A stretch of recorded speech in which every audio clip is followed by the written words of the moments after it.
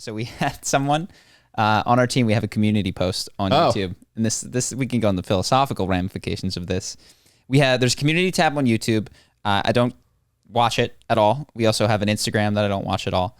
And somebody on our team posted a meme of Kevin Hart saying, "Can a woman make you a billionaire or millionaire?" I'm going to fuck this up. "Can a woman make you a millionaire?" And then the second part of it is, "Yes, if you're already a billionaire."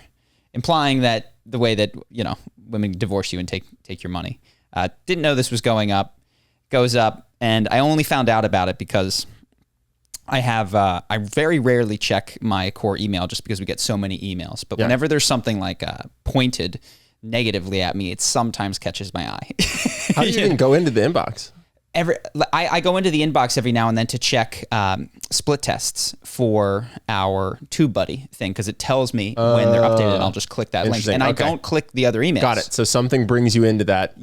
That mess. And so I click deeply disappointed in you. I'm like, oh, this should be good. You're like, oh god, what did Ben put in the last video? And I click, and it's this, and I don't know exactly what it's referring to when I go to the community post and I see this, and this is at night, and a number of thoughts that were just interesting to me. One is I experience, to a greater degree, I think what we all experience, which is that we exist in other people's minds, not as we are, right? And the attempt to manage what other people think of us is such a doomed enterprise. And part of having the smallest amount of fame possible is that you just get experiences like this over and over again. You're like, what am I supposed to do with this? Well, you're in a weird spot because it's like, one, you're not as angelic and wonderful as a super fan might think you are. Yeah. And then two, you had nothing to do with this post. And so like I had this image of you that was amazing. You're like, well, I don't deserve that. Yeah. But now I hate you because of this post. You're like, well, I don't deserve that. So here we are.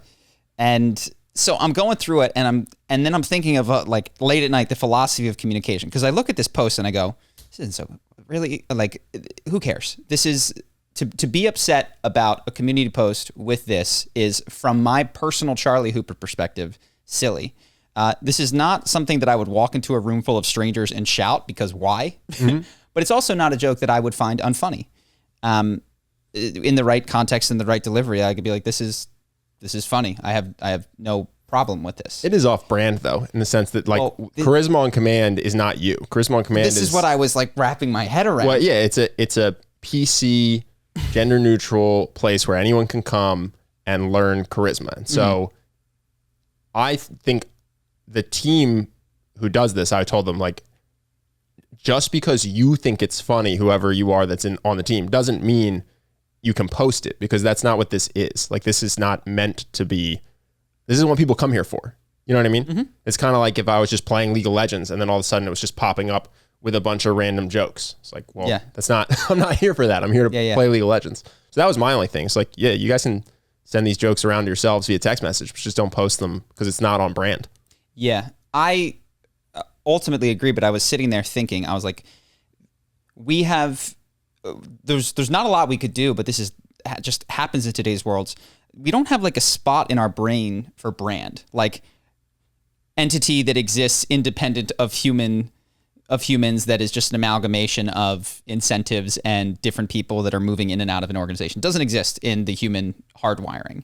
And so what often happens, especially at the smaller level, is that a face becomes associated with a brand. So even like Amazon will do something at a policy level, and people will think that it necessarily reflects upon Jeff Bezos, the human. I actually disagree. I think that for a lot of brands, we don't even know the founder. Like if Nalgene did something crazy, you would just go, oh, that's a Nalgene. I actually think that this stems from the fact that we didn't have a team. It was just two guys. And so everything that happened, anything Charisma on Command did for a period of time, you or I had done or approved of. And then we grew and built a team. And I don't think people think that. I think they might still think you record all the videos and then edit the video yourself. Sure. Like even if an inappropriate B-roll came in there, I don't think they would necessarily go, oh, the editor did that. They would think, oh, or they would think the editor did that, and then Charlie or Ben reviewed it, which we don't. We have someone on the team review it. So I think it's because we started small and were responsible for everything. Because if we had started faceless the whole time, I think perhaps you wouldn't totally have agree. that issue. I totally like agree. I do think that there is a tendency that is like, yes, if you are a brand that doesn't have a human face Just at make a all, product. but even take Geico or something that like, I think brands tend to recognize, or Nike, that like will associate themselves with athletes, and then it will reflect upon that athlete stuff that Nike does. Geico had a racist policy. We would all blame the gecko. We play the gecko. Yeah, completely agree. There is I think an inborn tendency to just not totally grasp what an organization is. And so if there is an opportunity to attach it, even given the fact that I haven't been seen or heard on the channel in 6 months. Well, people don't know the difference between our voices. Well, sure. That's another thing. So that was just one thing, is that, man, like, what is this brand? And also, like, is a brand necessarily a lie? Because it's not, from our perspective, this is what I was wrestling with, because I'm going, okay, I didn't post this. Some people in the world think that I post this. Do I now step in and delete this? I don't have a problem with the post. I wouldn't have okayed it because it just doesn't fit. It's like, it does feel like walking into a room and shouting. Oh yeah, I just shouting think, that. I just think it's just kind of it's just a bad strange call. thing to do, and yeah, not worthwhile. The other thing, though, we've talked about this before, a little tangential. This is even true with individuals. Bernie Sanders tweets something, and people get upset. I don't think Bernie Sanders is sending his own tweets. I don't think he's even signing off on his own tweets. I think he's reading legislation while a social media team does that. And so then if they say something inappropriate and it says it's from Bernie Sanders, I think you still can't get mad at Bernie Sanders because all he did was hire the person. But I don't think he's reviewing the tweets. He probably hired the person who hired the person. Exactly. Yeah. So we're reaching this weird age where even people's actual identities, their social media presence is not them. Like if you see a celebrity responding in the comments, it's not them. It's just some intern that they hired. Yeah. Yeah. So, I mean, I was just thinking through the philosophy of communication. I was like, okay, if this were me and I had said this and I had chosen to say this and somebody was deeply upset in this step, if I had felt like this was the right place to say it, I am hesitant, that just the type of person I am, to apologize because someone is offended. I can apologize, and people often find this half-hearted, but this is how I feel. Like, I can apologize that someone is offended, but I'm not good at being like, I regret saying that, because I want to be honest to my sense of, I don't want to betray my past self in that way. Like, I don't want you to be sad or upset, but also I have to be frank and truthful about the things that I think are right and wrong to say. And well, personally, I hope that I would have elected a good course of action if we were all in a room interacting with one another. But that's not the case. Like, 1, there's no room. 2, I didn't say this. Like, 3. I think that's a habit a lot of people have to break. Yeah. Especially people who think that they're walked over or pushed over, or they feel like they don't get respect. They need to do what I do, or they need to. I think a bad habit. I need to change. I know. I think a bad habit is to apologize when you're not sorry. That someone just tells you you're wrong. You don't think you did anything wrong, but you apologize. You just defer to their conviction. I think if you make that a habit, it can lead to low self-esteem or being walked over and taken advantage of. And I think that's a mistake that people make, is just to go, okay, I'm not actually sorry, but I will defer to your reality and apologize. I don't know if it's wrong that other people do it, but that is how I feel personally. And then I was thinking about, I used to do it. Yeah. I unlearned it purposefully because I do think it's harmful. My sense of it as like, and then I was like, what is my philosophy of saying sorry? And for me, I can only apologize for an act when I actually think that it was wrong by my own moral standard and not by it having created an outcome that was unfavorable. And I intend to do differently. And in those occasions, in the future, and in those occasions... Sorry, what was the first part? When by my own standards, not just because of the reaction of people around me, like I have done something, that act was foolish or wrong in and of itself. Well, I think foolish is important. Foolish. Because it could be, you could be It could sorry, I didn't have the intent to do this. I think back immediately to a college party where I slid across the dance floor and accidentally just took a friend out under the knees. Yep. It's like, I wasn't aiming for you, but I am genuinely sorry. Yes. And in hindsight, That I was shouldn't have boneheaded. done this. Yes. So there was no intent or ill will, but I also am, in hindsight, I shouldn't have done this. I should not have done this, and I intend to behave differently in similar situations in the future because I learned something that about this type of reckless behavior. dance move. Versus, so in that situation, if I had done that and knocked someone out, even though I didn't mean to, that's it. I am sorry. Yes. I am sorry. Yeah. Okay. I thought at first you were saying you had to have had reflect on your intent and realize it wasn't good. But there was, I'll give you an example. My brother and I were arguing, as we often do, I was gonna say. on the roof in front of my mom. And my mom doesn't live with us. She was like, oh, what is going on? My family's breaking apart. And this is every day between he and I. And then 5 minutes later, do you want to play Apex? Yes, but you have to tell me that I'm amazing. Just shut up and get on. You know what I mean? It's like that's our that's how we do it. And she was upset by it. And for her, I was like, look, I'm sorry that you're upset, which I know that people often feel as a cop-out, but that is what I am sorry for in that situation. Like, I do not deeply regret nor intend to change Bickering with your brother. Bickering with my brother because it has upset you. And so I'm reflecting on what sorry means, multiplied by the fact that I didn't do this thing, but seems that I have done this thing. Mm-hmm. But also, it was just, an interesting philosophical thing. And one of the things that I think I had to wrap my head around is I really need to push back on the credit that I get for charisma on a command. Because while I am a large creator of some of the things, I told you in the past, there was a girl, you know this. Oh yeah, this is awesome. Who on a dating app, you can send something that you want to when you're contacting someone. She said, "Oh my God, I love your video on Chris Hemsworth. I watch it all the time." And it's like, I made that one. That's awesome. I didn't make that video. And we didn't, I didn't, it just, she wasn't my type for whatever reason, but we didn't go out or anything like that. But I like to think that she's a huge fan, has dozens of favorite videos, just happen to pick that one. And then I really wanted you to write back and just say, "Oh, that's a bummer. I didn't make that video, so I guess we shouldn't go out." Just to have her be like, "No, wait, I meant the Jordan Peterson one. No, wait, sorry, I meant didn't do that one. Don Draper." No, please. And I wouldn't have taken credit from that, but I didn't have the same. I thought it was funny, and I told you, but I do have to just really in my head. They talk about when you get negative comments. One of the ways to deal with negative comments is to also stop taking the positive ones so seriously, because they both are coming from a flawed, imperfect perception. And they both contain sometimes valuable points of feedback, things that you can do better, things that you can grow from, but you do have to disconnect, I think, evenly from them in order to have a healthy perspective on feedback from the world. And that was just something that I was like, okay, yeah. That said, please keep making positive comments on the podcast and the YouTube channel.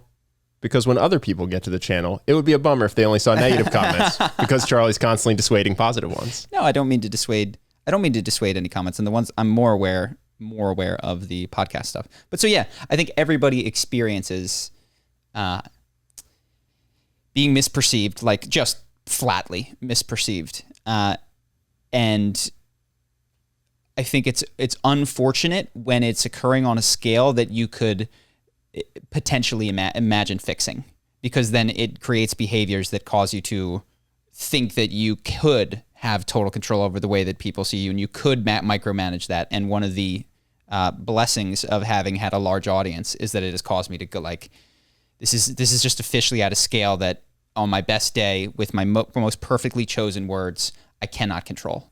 I think it's something everyone wrestles with, though. I think you make a joke and people take it the wrong way, or you're nervous and so you make a bad impression. I imagine a lot of people can reflect on a time where they're like, I really feel like this didn't represent me. And if you only got to see the real me, and so now if I could just show you the real me, you would want to be my friend or mentor or, date me or whatever. Or not hate me. Yeah. That's the other thing. I think that people probably have this healthy desire to just make sure that there's no one wandering around in the world with just an awful, vile opinion of them, and that's a healthy feeling to have in small groups. It's a necessity if you live in a tribe. Yeah. If you're in a tribe of 50 people, it's a very, very good instinct to make sure none of them have a negative opinion of you. Yeah. And it breaks as you scale. Yeah. It goes from an adaptive way of approaching the world to a maladaptive way of approaching the world. So let me think. That scale doesn't even have to be famous, by the way. It could just be living in a big city. because then I think that's also where that fear of approaching someone you're attracted to comes from. It's this idea that, oh, if we were in high school still and we had 100 people in our graduating class and people found out that I asked 2 people out and got rejected, this is going to hurt me in my high school career, right? But now you live in New York or Philly or Miami or whatever, and you still have that instinct. It's like, no, you can go talk to people and have it not go well and then just keep living your life unaffected. And I think people have a disproportionate fear of rejection because it doesn't feel like that emotionally, even though they know it in their brain. Yeah. 100%. It doesn't feel like you can just go, start over, shoot your shot, have it go terribly, walk away and be completely unaffected. So that's why you have this weird social anxiety that has no actual consequences, but feels extremely real. Sure. Tribal brains in a globalized city life. One question. So, you strive for authenticity as a person. And this is what I was like wrestling with at night. I was like, what's the authentic way to respond to a misperception about me that is on a blasted platform that not everybody saw? So how does a brand be authentic? Is that just an oxymoron? Like, does a brand have any sort of center or core that is meaningful? Well, I don't know about the word meaningful, but I think that's where the term on brand comes from. I think there are identities to a brand. So if your brand is luxury versus accessibility versus being modern versus being classic, then you try to make your social media, your marketing, your aesthetic all fit what your brand is. So I think you're trying to be authentic to your brand. And so on brand and off brand is, I think, a measure of basically, are you being authentic to what your brand is? And well, here's the other thing. Your brand isn't anything. Your brand is just, a construction of social media posts, perhaps by a team. So I guess what authenticity in humans is, if not a moral issue, there's something like spiritual about it. Like there is a center of you or a core or a real, it appears. Yeah, an authentic brand is certainly a bit more of a construction. And it's a practical choice. It's not like, look, there's nothing moral about. Well, Patagonia's brand is to be conscious of the environment and try to make things that last a long time and are reusable. And so I think there could be a meeting where someone said, hey, we could make a lot more money if we cut costs on these products. No one would really know. Let's just make them cheaper and margins would grow. And then I think the authentic on-brand thing to do is for the people on the team to go, hey, you're new here. That's not how we work. We aren't going to sacrifice quality. We want someone to buy this backpack once and use it for 20 years. Yeah. And so they take the profit hit to do that. And I think that would be authentic for the brand. But that isn't a good thing because it's on brand. That's good because the values that they have previously said were on the brand are good values to have, like recycling and reusing stuff. Sure. So like if a brand that was a crappy brand, I don't know, like Hugo Boss making suits for the Nazis and stuff, like decided to go become inauthentic and stop selling. Well, I don't know that authenticity is always good. Like if you're a pedophile or a serial killer, you don't necessarily want to be authentic to your inner urges. Well, now we're going, this is not where I expected to go. I think that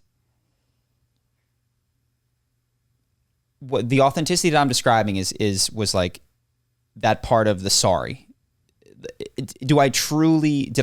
Was my moral sense of what happened that this was a wrong thing and I will change it in the future and I intend to? I guess that can occur on a brand level. Like you can make sweeping, lasting changes and pivot. Tylenol did, right? They started putting on the safety caps. I know that they got tampered with at one point. They got massive recall. People were spiking their packages. I don't think people. It was probably like one. Yeah, one person was spiking their packages and it was hurting people, so they did a massive recall and then they changed their safety. So I don't know if that counts, but they did a sweeping change to try to be on brand with protecting people. Sure. Yeah, I don't know. But anyway, before we go too far down a rabbit hole where I'm just confusing myself. So I have a handful. So did you end up things. What did you do about went to bed and then woke up in the morning and then you said what I wanted because I didn't do anything. You're like, I think we should delete it. I was like, that feels, I wanted to, but I was in that person trap of look, I didn't say this joke, but if I had been in an environment and I chose to say this joke, I don't think it's really that bad. Like to be deeply disappointed in this joke is from my personal Charlie Hooper perspective, an overreaction. But I also wouldn't walk into a room of 3,000 strangers and be like 70,000 strangers and be like da da da da da, like, because this is the other thing about communication, is that there's an expected audience and a context for every communication, such that joke between me and people who understand me is totally fine. Or if I walk into, like, if it's the opener to a speech that I have at a personal development, it's the worst, stupidest, meanest, unnecessary thing. Well, Bill Burr talks about this. He says, if you come to my show that I'm hosting and you know it's me, and then you tell me I can't make a joke, you should just quietly leave. But if you hire me for a corporate event and ahead of time you say, here are the guidelines, they go from here to here, and then I step out of those guidelines, then you should come ream me, or you should ream me publicly. He said people confuse those two, so they'll heckle me at my own show instead of just leaving. This is my show. But if I come to your event and I agree to your rules and then I don't follow them, then I'm just being a dick. So yeah, I think even comedians understand there's a context with which certain things are appropriate. I was dealing with that, is that because the email had landed in my personal inbox, it felt like it was a personal thing towards me, which is like, you can't do this and we are talking. And in that circumstance, it's like, if I had said this joke, I don't know that this would be a sorry moment. But given the context of where it occurred. Well, maybe it was easier for me to make the call because people don't think it's me. Yeah. No one thought I posted it. But from my perspective, the call I made was delete it. And then someone on the team said, should we put a public apology? And I said, no, that's unnecessary and too far the other direction. Let's just take it down. Shouldn't have been posted. Now we have new guidelines for what to post. And then you just move on. Keep making charisma advice. Well, we've talked about it in the past, but it really did make me think a lot about context. And I was like, do I stand behind this joke as an okay thing to say? And I was like, it really depends on where. And it really depends on what was said the second prior to this. Right. It depends on so many factors. And there's a circumstance in which I'm totally fine with this. And there's also a circumstance which is like this one where I'm like, this is a no for me. Well, in retrospect, in the morning when you said, I was like, yeah, that feels right given this particular context. Yeah, I mean, all the comedians talk about this. When I was doing the video on Pete Davidson, he talks about he had this big to-do because he had people signing NDAs and putting their phones away in order to come to his show. And everyone's like, why were you doing that? He said, I get taken out of context all the time. People just take the worst sentence I say. They don't even bother to slap on the 4 sentences I said prior. And then they make me look like something that is completely unrepresentative of the experience you have if you're in the room. And his perspective was pretty interesting because he said, you might think that when a joke leaks, it's because someone was genuinely offended. And that happens some of the time. But also, people show up with notepads to my shows because of the no phone rule, which is why I started the NDA, because they are journalists that just know that if they take me out of context, they'll get clicks. Yeah. So they pay the ticket because the price of the ticket is worth less than the amount of money or esteem they'll get at their job to purposely take me out of context. He said, you don't just show up to a comedy show if you're there as a genuine participant with a notepad. And I'll just look and I'll just see people take notes. So he said, that's why I did the NDA. Interesting. So, because some journalists who that's how they make their money can appreciate how important removing context is. Yeah. Well, it's like a weirdly innovative way to tell a lie is by putting quotes around something that was genuinely said. And it's, for people who haven't thought, I think, deeply about the philosophy of communication, when you don't think that there is a necessary audience and there's a necessary context, that is a way to tell a lie, is to grab a chunk of what someone said, slap it in quotes. It could be the literal words that came out of their mouth, but represented as the truth of the situation. It's not. This was also like a theme in The Things They Carried, which is a Vietnam. It's like I don't know what it is. It's a fictional book about Vietnam by a guy who was in Vietnam, who at one point he's like, none of this happened, but it all happened. And this is the truest way I know how to say it.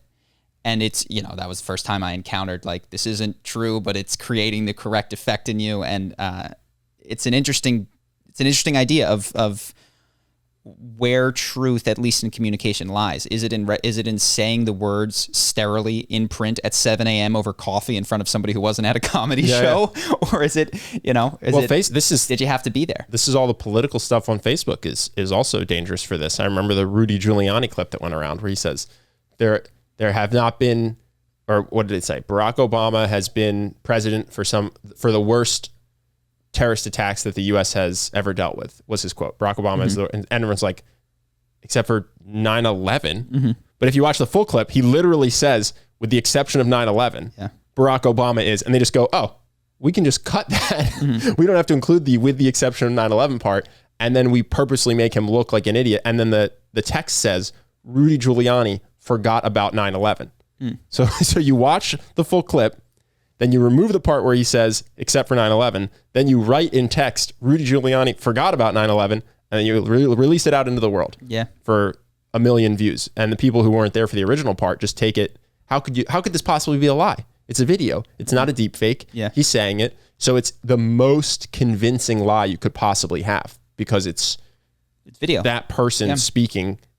And it seems so hard to imagine how it couldn't be what it's being presented as. I often feel these days when I encounter stuff like a defense attorney, because I am imagining the most extreme circumstances, and I bet you I'm right a large portion of the time. Not that I nail the extreme circumstances, but why this thing that someone has been alleged or has said or was taken in this could have potentially been something else. And I'm constantly, I guess just because of my experiences on the web, like that is where my head goes of, and I'm sure that I'm wrong some of the time, that it is an accurate representation of what someone said, did, or felt. Well, I think a lot of times in politics, people who have extremely strong feelings can very easily convince themselves the ends justify the means.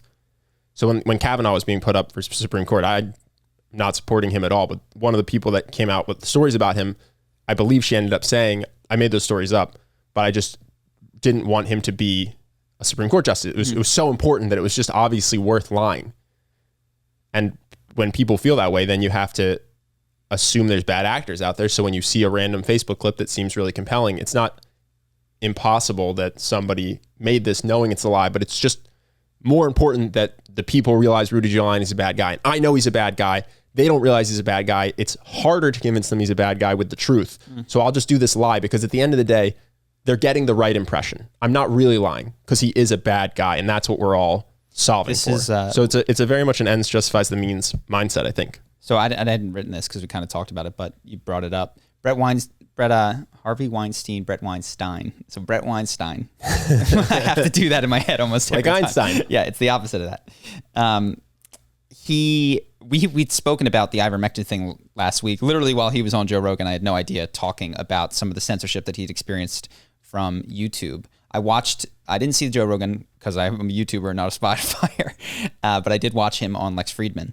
And one of the things that he says is, I think in his opinion, that the CDC seems to have adopted this ends justify the means approach to public communication, which was early in the pandemic when they feared that the masks might get gobbled up by non-essential workers. They downplayed the importance of masks and said they weren't as important and they might not protect when they knew that that was the case. But they were trying to create a scenario where there wasn't a public run on masks. Is that true? That the timing lines up, that they knew the masks were helpful and then publicly announced that masks weren't important? That's a great question. Because what could have happened is that they could have announced masks were important, then done studies, found out they were important, and then released the new. Because I do think it's okay to learn more over time. I imagine that there's a ton of nuance to it. It was a thing that Brett had cited as, I don't know that he cited it as a guaranteed truth, but it was something that he had mentioned. He seems also to think that in that same vein of a useful truth for compelling public action is the push to get everyone vaccinated or everyone above age.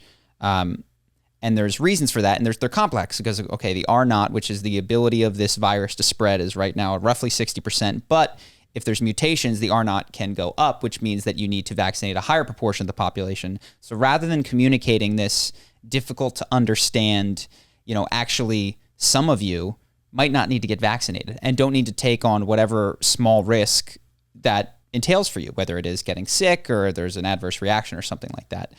Because if they were to say that, his opinion of their opinion is that it would be a tragedy of the commons. And people would be like, well, you take the risk. I don't want to take the risk. And tragedy of the commons is a very real thing. And so I don't know the answer to this, but he seems to believe that the CDC has this semi-Machiavellian view of mass communication, which might be well-intentioned, and might be the right thing to do. I mean, how can you communicate the the nuances of a public vaccination campaign to 300 million people of varying degrees of intelligence who only are going to read 4 words, like, or hear 4 words repeated. And even if you do that, is that just going to get choked down and memified by the news apparatus to something that is even further from what you intended to say?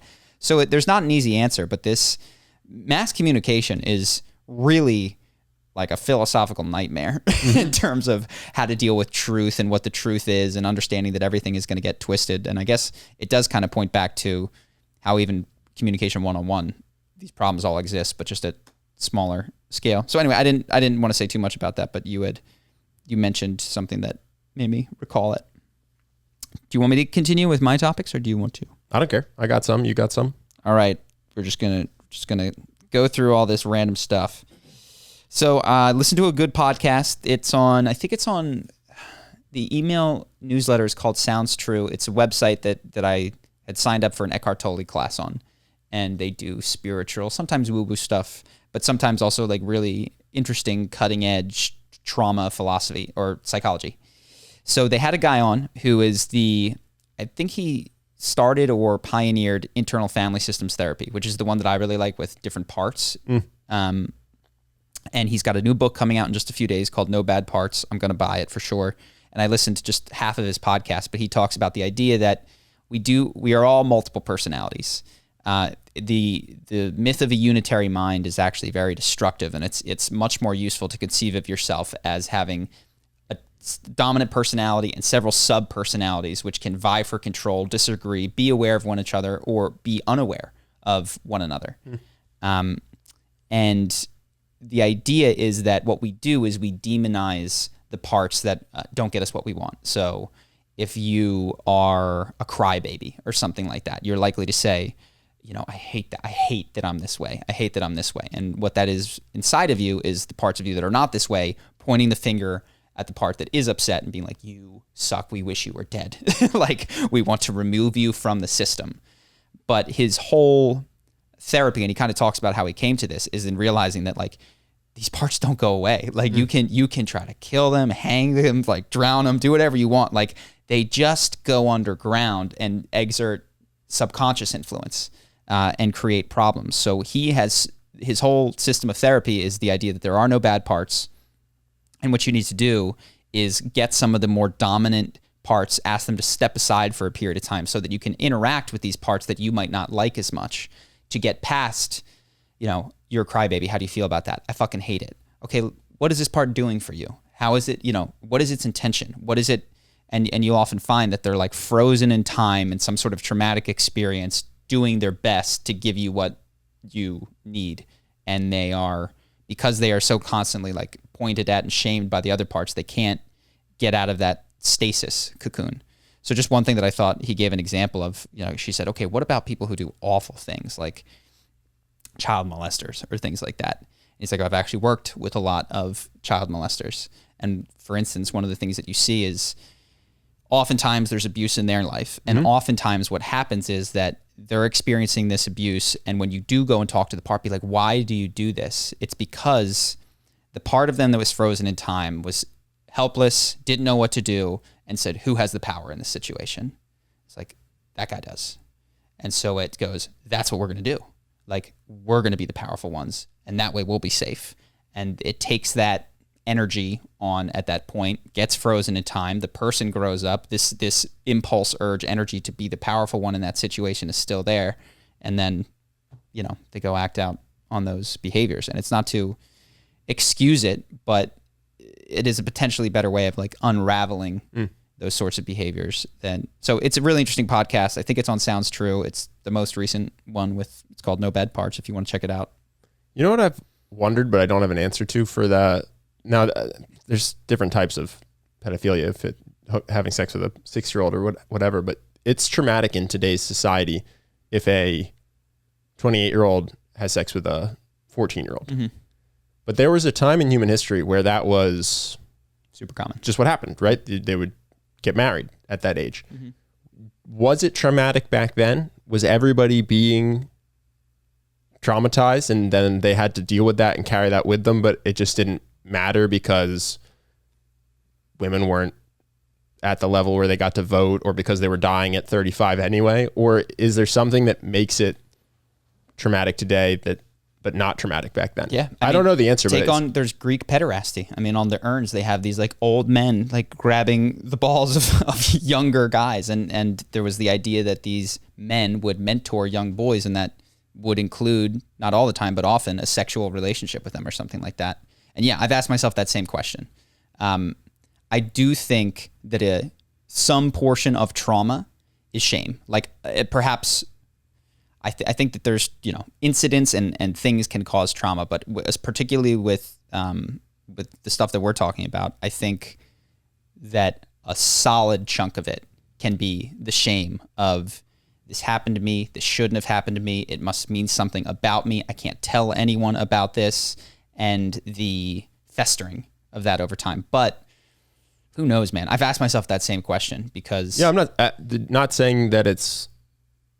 Not saying that it's necessarily bad that we've decided that this is a trauma and that the feelings that people have are that it's traumatic and maybe there should be shame because we don't want these age gaps. I'm not saying anything prescriptive. I just have thought in the past. It's interesting because these things that are very traumatic to people, like legitimately, unquestionably very traumatic to people, were very common in the past. They might have had a party and a wedding and then like that might have been a thing and you might have woken up the next day with your husband, and was that a burden that you carried for the rest of your life, or because there was a social thing that encouraged it and made it okay, was it okay? Yeah, that's my question. I don't know, man. I've asked myself that same question. I've talked about my experience a little bit on here, but as I reflected on it, I was like, a huge chunk of what I experienced, because there wasn't any pain or like harm in that way. So for me, shame is like, if I could remove one or the other, like the event or whatever, or the shame, I was like, oh my God, what fucked me was the shame for sure. But I don't know about other people and circumstances that are not exactly like mine. So, but I have asked myself that. Good question. Your turn or my turn?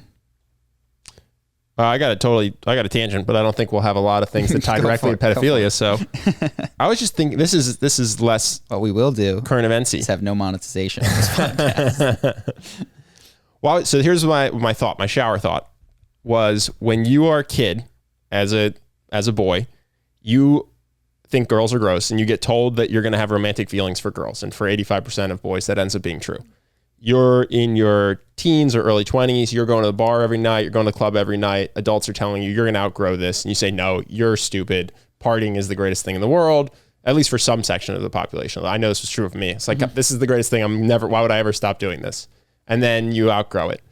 And young people tend to be politically liberal, old people tend to be politically conservative. There's these trends, these like truisms that they don't feel true in the moment. When you're the 19-year-old super liberal person, you go, I'm never going to be conservative. And when you're the 6-year-old or 4-year-old boy, you go, I'm never going to like girls, they have cooties. What is the thing today for 33-year-olds, because that's how old I am, that 40-year-olds and 50-year-olds would say changes over time, that I feel like will never happen, but will absolutely happen? I mean, I think it's kids. You think it's kids? What's left? I don't know. I didn't have an answer. I was just thinking about it. I was like, they're always right. These truisms are almost always right. No, you're going to regret leaving your job. You're cherry picking. The truisms are... No, but that's not a truism. You're going to regret leaving your job. I feel like there's like coming of age truisms where someone older than you tells you you're going to outgrow. No, you'll grow out of this idea that this pie in the sky, do whatever you want, go live on the beach. Come on. I travel too. I spent 6 months in the Peace Corps. Like, you'll settle down and have a job for sure. No, that wasn't the feedback we got. The feedback we got was from people who never did it, who said you shouldn't do it. It wasn't from people who had blazed the path. No entrepreneur came to us and said, hey, listen, my dad tried to start a business. I know a lot of people who tried to start businesses. Like, they often didn't work. And sure, but no one came through and was like, hey, this worked, but was unfulfilling. Sure. Yeah. I agree. But that's true of, I think, a lot of these other ones. Like, take kids. Okay, it's likely to be true, and I think it is. But you got to talk to the 70-year-old who doesn't have kids. It's not fair to ask the 70-year-old who did have kids. I'm pushing back against the idea that they're always true, because I think that's... Well, no, they're not always true. Some boys never have romantic feelings for girls. But I'm saying the vast majority of the time, they're accurate. I think if you have a category of things that people say to young people and say those things you'll grow out of this, to say that is always true is... Well, it's not you'll grow out of it. Over-exaggeration. My question is people who have just lived the path before you tend to turn around, have accurate feedback for you that just seems dead wrong. Right? That happens at most ages. Someone that's just done this path before you. Listen, I was the kid at the bar. I was the 4-year-old that didn't like girls. I was the super liberal college kid who hated his job. I think that, I guess I agree that there are sections of conventional wisdom that sound foolish to the younger generation that become, oh wow, I fell right into exactly what they said. Yeah. Exactly so what do you think what do you think is a foolish 30-year-old belief? My 30-year-old belief or a 30-year-old belief? Either. I think it's that acquiring money and stuff is what matters in life. That you really need to, like if you ask 70-year-olds, it's like, what do you wish you spent more time doing? There's the 5 things. I wish I didn't fall out of touch with friends. I wish I didn't focus so much on work. I wish I didn't sweat the small stuff. I think that, that tends to be the stuff. And I think a lot of 30-year-olds, though, unlike us, are planning on having kids in the near future. So that's a personal thing, but I don't know that that's a... You think it's the focus on work, the focus on wealth accumulation? What do other 30-year-olds do? I mean, I have a bunch of weird 30-year-old friends. This is a strange... I don't know the stereotypical or prototypical 30-year-old as well, I guess. Well, I guess, okay, so for you, you flash forward... No, you flash forward to 7 years old. What do you think you look back on and go, oh, I never thought... I would have told you that wasn't the case, but that was absolutely the case.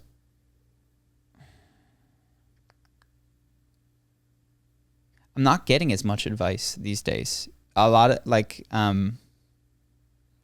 my mom is the one that is constantly telling me that I need to go get checked for blood clots because my dad got a blood clot, and I need to go get my ankle checked because it was swollen the other day, and I need to my back hurt. I have to go to a chiro. Like she's very concerned with my health in every single aspect. That was another truism, though. Yeah. To be fair.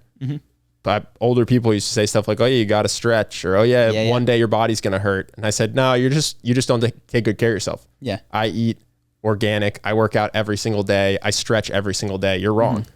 And then I hit 32, and I went, "What the fuck? I've worked out every day and stretched every day, and my back hurts sometimes when I wake up."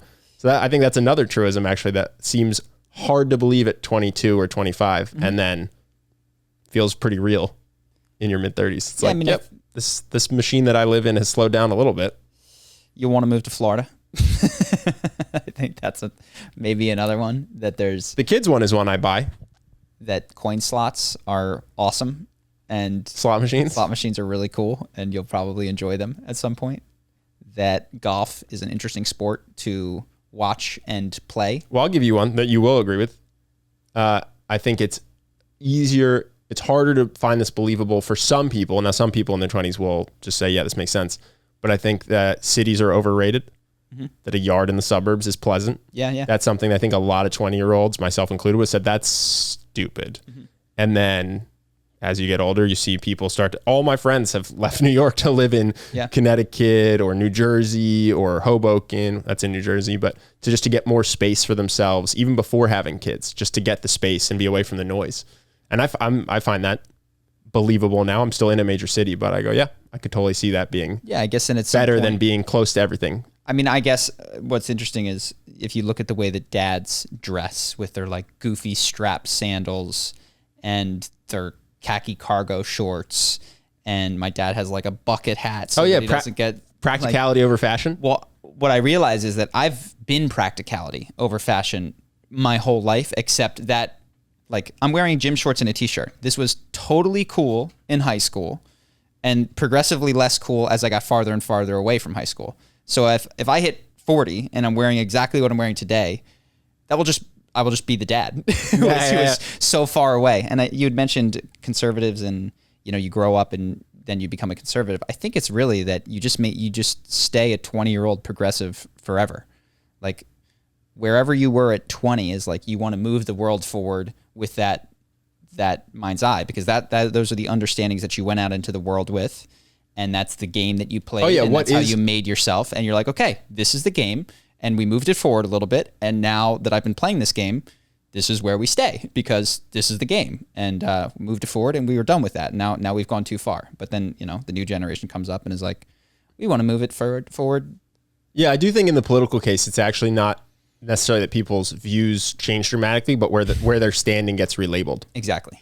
I think that's the case. People believe the things that they believed at 25 when they're 55, 65, 75, 85. I don't know. Yeah, I don't know what he said, but Bill Burr has a joke about Donald Sterling where he says, I think Donald Sterling, according to Bill Burr, the quote was, I don't care if you have sex with, it's his girlfriend. I don't care if you cheat on me with black guys. Just don't post it on Instagram. Yeah. And everybody said it's racist that you don't want your girlfriend posting photos of black guys on Instagram. And Bill Burr's take was, this guy's saying his girlfriend can cheat on him with black guys. He's 78 years old. When he was 28, he probably said this out loud. He's a progressive. And it was like, what the hell's going on? What are you talking about? Yeah. And it's obviously facetious. It's not actually a reflection of the situation, but I think it's a funny idea that represents what probably does happen, which is people just keep their views, but the world changes around them, and then their views go from being liberal to conservative. Yeah. And it sounds like in that world, it's like, oh, we always want to be moving things forward, which there's obviously a degree of truth in that. You don't want to get stuck. But the conservatives thing is that, and I'm discovering this, I don't know if I'm American conservative or whatnot, but that there is a value in the way that things had been done. And if I don't understand that value, I can't safely throw it out. I need to understand it to a degree. Now, this wasn't always true. Like at some point I was like, hey, is there a value to a desk job? Like, I don't see it. I'm out, and it worked. So there is maybe you just have to throw caution to the wind sometimes. But I talked in past podcasts about how traditions religious traditions have very practical things where it actually helps with the elk hunt. If you burn the scapula of the last elk and you crack and you use that as a map, because that randomizes where you go to find the next elk instead of following predictable patterns. So you're always surprising the elk based on cracks in the last one's scapula. Like obviously that's a stupid thing and it's not giving you a map, but it has some deeper. It's superior use. Than letting humans just go back to where they. You know where I'm going to go today? The place with the easy trail to get to, because that's where I got him last time. I enjoy that walk, and it's got a nice tree on the way, and I got him there last time. And there's 4 places that I go to, as opposed to, oh damn, this one is like up that craggy mountain, and what do you know? It led to like this awesome spot that elk thought they were safe, but they're not, because the scapula led us here. So yeah, there's a lot more of that I am seeing. But to say that it's one or the other is silly, because a lot of conventional wisdom is also trash, and I only discovered that by living it for a while and then going, damn, you set me down the wrong betrayed me. Yeah. This was something that I won't even try to connect it, because it's only vaguely similar. I watched a lot of podcasts. I watched Russell Brand talk to Ben Shapiro. Okay. And Russell he is so freaking likable. Like he's at another level of charisma. Does Ben like him? Everybody likes Russell. I think everybody. If you talk to him, they're just so dissimilar. There was a couple of things that did it from a charisma perspective that this tied into their speech. So they're talking, and every 15 to 20 minutes, Ben goes, "That's amazing, and I want to get to that. But first, do you have life insurance?" And because he's reading sponsorships. He reads 3 sponsorships in an hour show. And Russell's out there. He's like spiritual, anti-corporate, went up on the Hugo Boss thing and talked about the whole Nazi connection. And that kind of was the end of him being a like red carpet celebrity. And he, instead of staying quiet or doing anything, he's like, yes, Ben, I was worried about this. What will happen to my kids and my wife, please? And he plays with it. Yeah. And I'm sitting there going like, this is annoying. This is like you shilling life insurance and then shilling ExpressVPN, telling people that it keeps them safe on the internet, which is really not true. Yeah. Like that's not what this VPN does. And when the VPN comes out, it goes, I was worried about my internet safety, Ben. What can I do? If only there was some way to protect myself. So he plays, and it's so likable. And I'm sitting there going like, man, I would have potentially been less likable in this moment, because I probably would have just stayed quiet. But my head would be going like, VPNs don't do the things that YouTubers say that they do. They help you get British Netflix is what VPNs are good for. They just take what your IP server or your your one company had, your Comcast, the data that they have, and they move it over to Express. It's still hackable. It's still not totally safe. It's still the government can subpoena them and get it. It doesn't completely encrypt anything. That's my understanding based on Edward Snowden. Snowden, and there's another YouTuber who does this kind of stuff. He's an English guy, Tom Scott. But Russell's awesome. And I was just like, man, what's the better way to be? And it's his philosophy that he explains is, I've got my way of doing things, but it's my way. It's not the best way. I believe in small community living, live and let live. And like, you know, he might not do ExpressVPN, but he's just like supportive. And it creates an interesting conversation that they never get to the bottom to, because Russell is just so you do you, where Ben keeps trying to come back and say, what about in circumstances where your neighbors are doing something that you think is horrible, or you're doing something that they think is anti-religious? How does that work? And they didn't get there, but there's an interesting question that I don't know if you have a take on about the limits of live and let live, which is like, okay, we're live and let live. Everybody needs to do what they want. The society next door is marrying off 8-year-old girls. Do we live and let live? What do we do? Or they're killing off 8-year-old girls in some sort of Mayan sacrifice to the gods. What do you do? What are the limits of live and let live? My first thought is that live and let live in a world where not everyone has that philosophy is just a losing strategy. Exactly. That's another. So it's totally fine. I'm actually not saying don't do live and let live, but a parallel, it's not exactly the same, is in Judaism, when someone tries to convert, the rabbi has to talk them out of it 3 times. And when you get through those conversations and show that you're dedicated, you convert. By contrast, Christianity goes the other route, tries to recruit. Well, one of them is much bigger than the other. And I think that the Jewish strategy is a bit like panda bears who don't breed. It's just an obvious, that's not how you grow. Now, you could try to have 12 kids per family to grow that way. But in terms of live and let live, if you are a small 100-person village and that's your philosophy, and the 100-person village next to you is, we respect strength, military power is supreme, and our goal is to conquer, they're just going to build better weapons than you and then come kill you all. Mm-hmm. It doesn't make it a morally bad or unhappy way for you to live, but you're just going to get wiped out eventually, because I don't think the world has that strategy. This is kind of, I don't know if you're not totally familiar with it. We talked a little bit, Leo and I, when I talked from Leo from Actualize, about spiral dynamics. I did not watch that episode. No, didn't think you did. It's, the idea is that there isn't, like, it's not that live and let live is good or bad. It is that it is a suitable and perhaps even good approach to life in a particular historical context. Mm-hmm. And that's exactly what you're saying. Like once we hash out the wars and everybody builds an army and they build a castle and one king gets a tribe and then he gets a kingdom and then he gets his head cut off and democracy comes up and then they demand better education so that they can get things, and then live and let live becomes like an enlightened, viable strategy. And if you agree with the laws of your nation. Because foundational. If I live and let live, and the person next to me is a cannibal, mm-hmm. I will just call the police who will enforce it for me. Yeah. So I can live and let live, because when this person does something I think is wrong, like I don't have to. Well, take cannibal away, because that one's like, oh, that's not living and let living. Let's just take something that is we agree would be horrible, like raping small kids. You know, everyone stays alive. Like, this is a difference of values. In one thing, it is a sacred right, and things like this. I guess what I'm saying is live and let live is actually, it's more like live and let live until a boundary is crossed. And I assume everyone has. Who decides the boundaries is the question that Ben was pointing to Russell, that Russell. Well, my point is everyone has their boundaries, even Russell. Mm-hmm. Russell won't live and let live forever. Mm-hmm. That's what I just am realizing as we talk through this. Yeah. Is that no one actually lives and let lives. They all live and let live until their boundary is crossed. Yeah.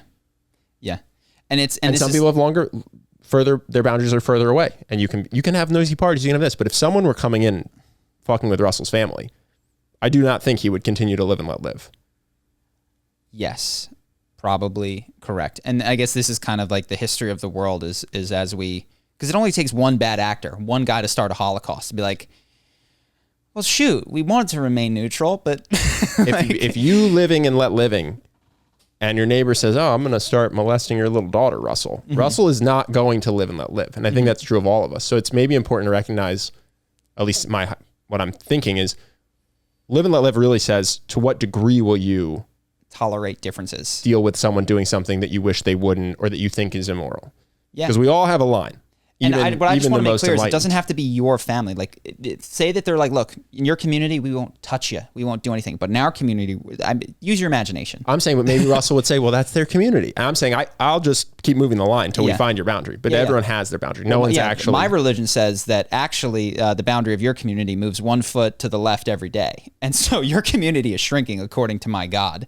And we have religious freedom, and you agree upon religious freedom. So, like that these conflicts will necessarily occur until, and it seems like the world is slowly moving towards like a technological base where we are intertwined via technology and economics, such that it doesn't make sense for someone to defect in these friend or foe games and just try to take all of your stuff and then move along. And that allows for like more enlightened, sophisticated strategies to life to emerge. The interesting thing to me is to hear that Russell's not really proselytizing anymore, because I feel like at one point he was very adamant about making a world-changing movement and pushing enlightenment forward, and he was kind of an evangelist. Mm-hmm. It's interesting. It sounds like now he's revolution. Yeah. Now he's not. He's very much. It sounds like moved more towards his own family, towards the people that live near him. I think he surprised Ben at that moment. He's like, well, I think we'll disagree. And Russell's like, look, he's basically like, look, man, like, people think I'm a communist because I wrote a book called Revolution. Like, I want my local community. I want to live next to people who think the things that I think. Mm-hmm. And I want to be left alone to do what we want to do. Was that true all the time, though? I thought at one point he was saying he thinks way people should. No, I thought there was a prescriptive should at some point. He still has a should, but you're right, I think, to intuit that it's less forceful. He's like, look, it's not good that these corporations control so much of everything. And I think he was more vocal and active and vote or don't vote or get this candidate and don't. And I think he is much more like, how about you guys just leave me alone? And me and my... Yeah, I wonder what made the switch. I think that it wears you out to be an evangelist. I mean, we had the same experience with charisma and stuff and the 4-hour work week. Like, first thing we did with the 4-hour work week was not start a business. It was demand that everyone else quit their job. Mm-hmm. That was our first order of business, was just run around and pester everyone. We found the truth. We found our new religion. Yes, and everyone needed to do it. And eventually, we did become more like, look, this works for me, but I truly mean it's not for everybody. I get that it is not for everybody to quit their 9 to 5 and free up their time and all this. And because I've seen it go run counter to what makes people feel secure and happy to do it the way that I've done it. So I think that is a natural evolution from I found the truth, I'm an evangelist, to like, I'm just going to live this quietly in my little area because it works. Oh, interesting. I found the truth. I try to spread the truth. Yeah. I quietly live the truth, and I let other people just find it on their own. Yeah. I have a still random stuff. Do you want to? Well, I got one. We talked about it briefly. There's a YouTube video called "Fan with Sign Causes Huge Pile Up in Stage 1 of the Tour de France." And it is. I mean, I watched it over and over. For people that don't know, there was a woman was trying to get a photo of the Tour de France, and I think what she was aiming for was she had a sign that she was trying to lean in and get someone to photograph, so that it would be the photographer, and then down the road her, and then down the road the cyclists. And she mistimed it, and her back is to the cyclists, and she's out in the road, and a cyclist clips her and falls, at which point the cyclist behind him runs into his head and falls, at which point they're clustered, hundreds of within cyclists, arm's reach. They could all just hold each other's hands for like, I don't know, 200 feet of just wall-to-wall cyclists.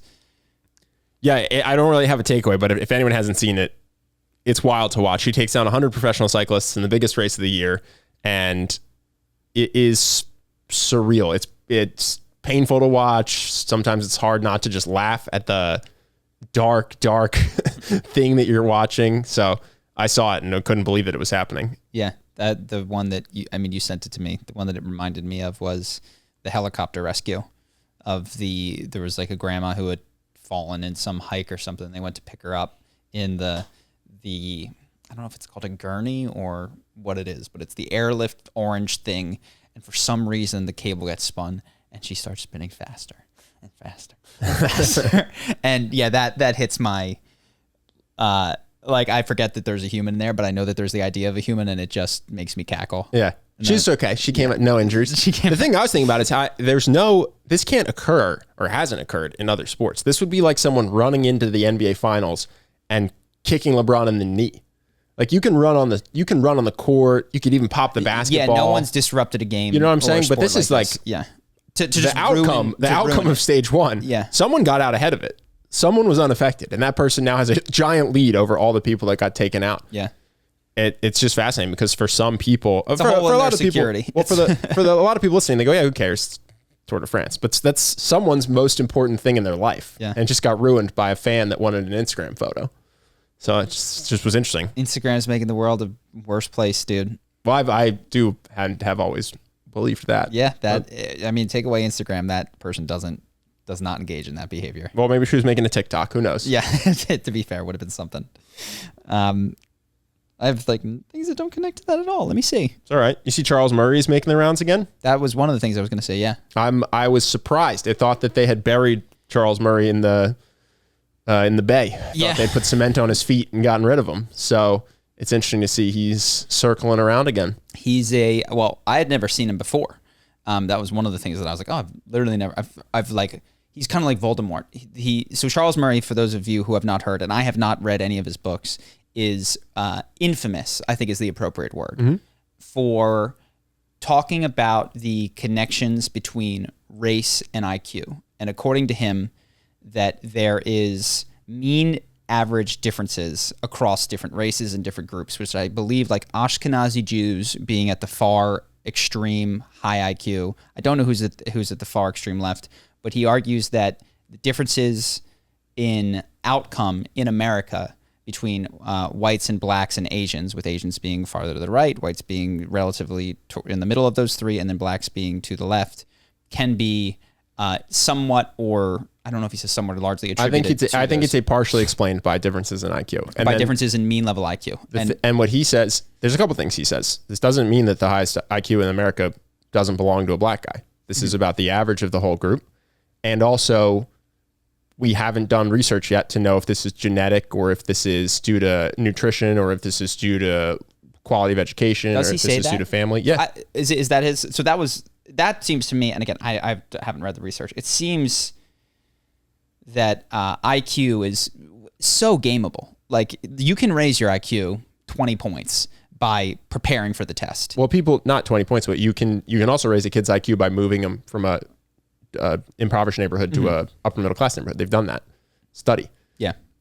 The thing I thought was most interesting about it is that my impression, which could have been wrong from before, was that we denied his result. We just said, this isn't true.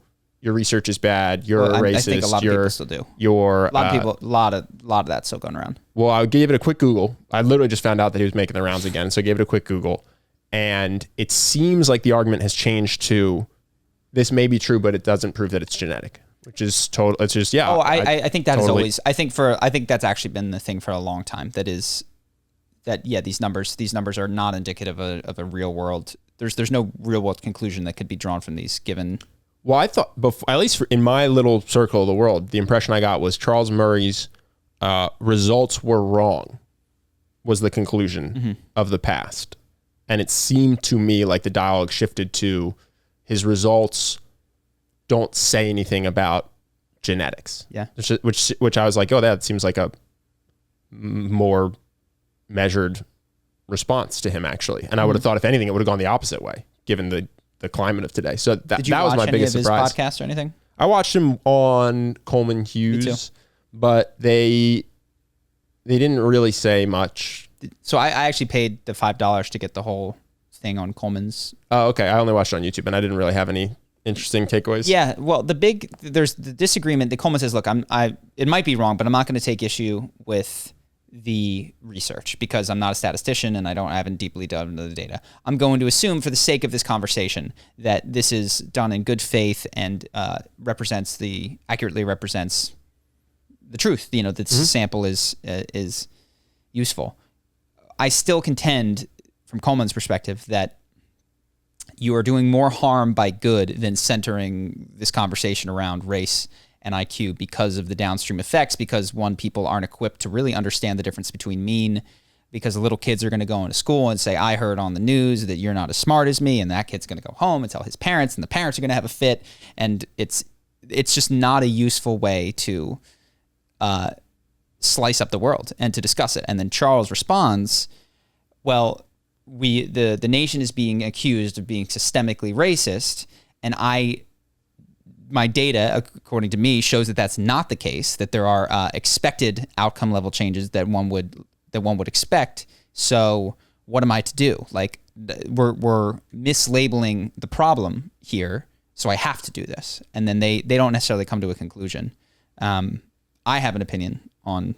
Well, the one thing I'm surprised, I'm surprised from Coleman from what I've seen before, because if it is the case that on average a certain group is being affected by something, nutrition or school or whatever, I agree. Who cares? Like, you don't have to label it by race, but isn't it helpful to know that, because then you can focus on improving nutrition and school systems and stuff like that? I come back to who cares of the skin color breakdown. Look, do kids have bad nutrition? They get the kids that have crappy nutrition. This is what I'm saying. Better nutrition. And I don't care if it's 80% black kids and 12% white kids and 8%, like, just if there's a problem with people in America, just help the people that have that problem. Sure. But I think so let's say that a certain neighborhood has a lower than average IQ. Mm-hmm. Well, I agree. Yeah, you don't have to know the racial demographic of that neighborhood, but it's damaging to say that's not true. All neighborhoods have the same IQ. So like this neighborhood, and it's 90% white, it's 90% black, it's 90% Asian. Well, I don't care, but we should figure out why they have a lower than average IQ. Is it the school system doesn't have the funding it needs? Is it that the nutrition is bad? Is it that there's something? Mm-hmm. And then you can go basically like help the kids in that neighborhood. Well, I tend to think I tend to think all the breakdowns by race are missing the point. And again, you'd have to run the data, but I suspect that you would find stronger correlations to economic. Yes, I agree. Like, just help the kids, particularly that do not have the support systems that allow them to flourish. Yeah, you definitely don't want a policy that goes into a school and helps kids only of a certain race, even though all of the kids have the same. So to me, whether it's coming from the woke left saying, "Hey, we need to, affirmative action this many kids into honors courses or into college," or it's coming from Charles Murray saying, "Hey, this explains it, and we don't need to do anything." I'm like, the study of it by race, in my opinion, makes for bad solutions. Because then you start doing what we did with this Joe Biden recovery program, which is now you're giving money to restaurant owners based on their skin color. And we had a long discussion about this. And I know someone around here who's a white guy who couldn't get any money. I know a guy who got a lot of money. He's an Asian guy.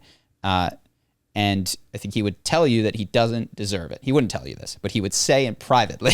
Right. that he doesn't deserve it. He would never come on the podcast and say this. He has said it. He has said it. Yes. You'll never catch him saying it in recording. That it's messed up, and that he got more than he deserves. You got a lot more than he deserves. Yeah. And that you would do it by race is just ridiculous. Yeah, you just do it by need. Not just by need. I think you would want to do it by need and by behavior, because like, look, there's people that will be in need forever and don't show a capability of taking what is given and then returning on that investment by becoming a more productive member of society. So I think that some combination of need and ROI is what you're looking for. My only thing was it's weird to me that some people want to not talk about IQ differences across high school kids in different neighborhoods. And just, again, forget race, but it's like, why don't we figure out why this is happening? Well, that's, I agree with Coleman on this. Like, just don't run the analysis by race, and don't do the other analyses by race. And like, I also tend to think that what you're going to find, you're like, cops are killing black people. Like, cops are killing poor men. Forget the fact that they're men even. Like, you could throw that one out. I think that there's a lot of people come into these arguments with the three classes that they're most interested in. They're interested in men versus women. They're interested in typically black versus white. And then you mix in the other races that are also discussed. And they're interested in gay versus straight. And those are the three groups that they seem to think are most important. And I just pull my hair out going like, don't you think that economic class is or the income of your parents is a really important one to include in this?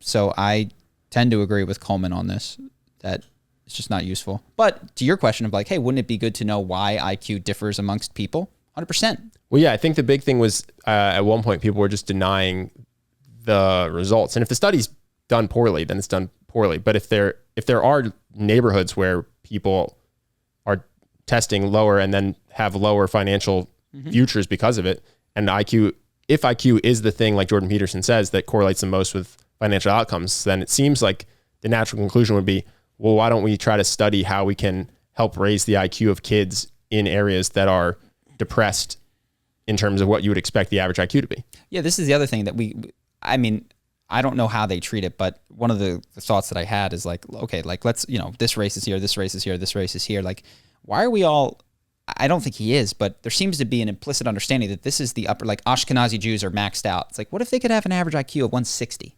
If they got baby Mozart and better schooling and grew up in a community and ate broccoli 3 times a day. Like, I am at the impression that the human lifespan and human intelligence are nowhere near maximized given how we raise ourselves and our kids and how we take care of ourselves. So it's like the relative falling of it in any particular year is uninteresting to me. I'm interested in potential while also recognizing that not everyone, like this seems to be a fair conclusion of the IQ studies, is capable of the same potential. But that you could move the human mean considerably such that it's almost like, why would we run this analysis now? Like, let's push it up a lot. What was the average IQ 100 years ago? I'd be willing to bet if you gave them a standardized Stanford Binet or whatever IQ test, be a lot lower. And I expect it's going to be, hopefully, if things go well, a lot higher in another 100 years. So let's just move the whole thing up.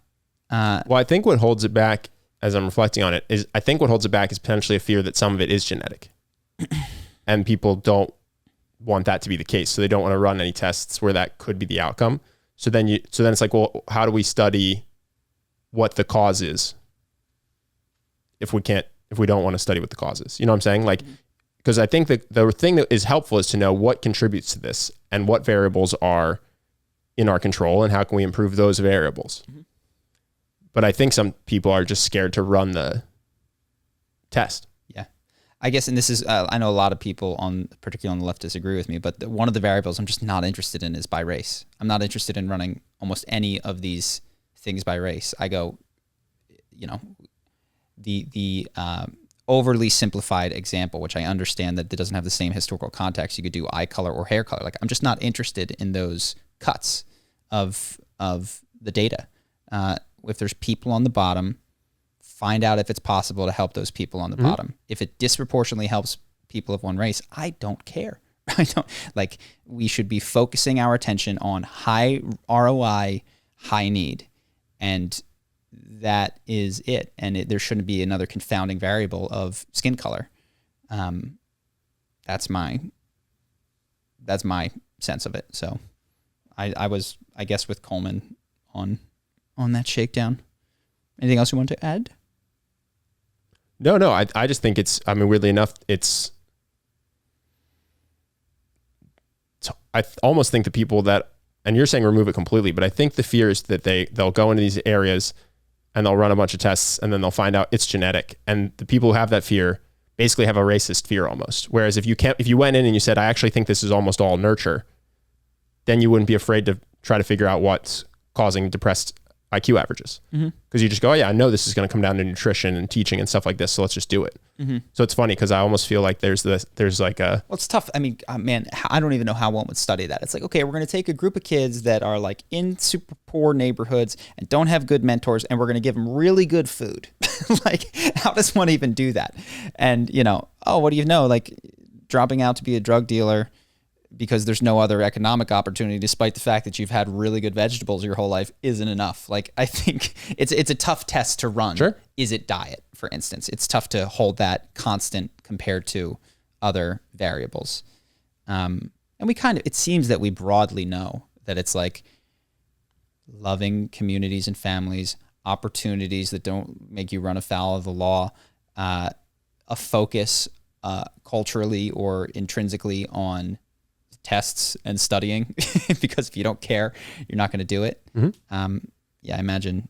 Yeah, having the time to focus on studying. Yeah, because you don't have to work or worry about where you're going to eat or all that kind of stuff. It's like I wonder what would happen if you went to, and I'm sure, I guess these might exist.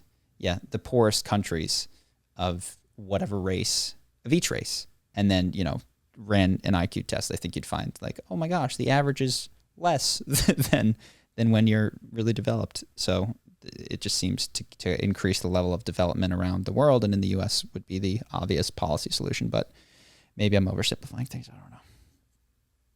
So Charles Murray's back. It was also weird to see him. Like I said, he was like Voldemort. I was like, this is a person. Strange. He's making the rounds. Yeah. So what else did I have?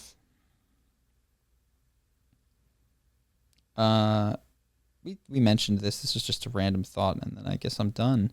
Is that I think was it you and I who were talking about like mountain climbers, or was it me and my brother? That it's like a drug addiction? That it's a drug addiction. That it's I think it's the word is endogenous, which just means internal to your body. So like if you're injecting heroin, you're taking opiates and you're putting it into your body. If it was a while ago that I watched it, but there's these mountain climbers and the squirrel suit flyers who have a death rate that is ungodly. It's like it puts drug addicts to shame.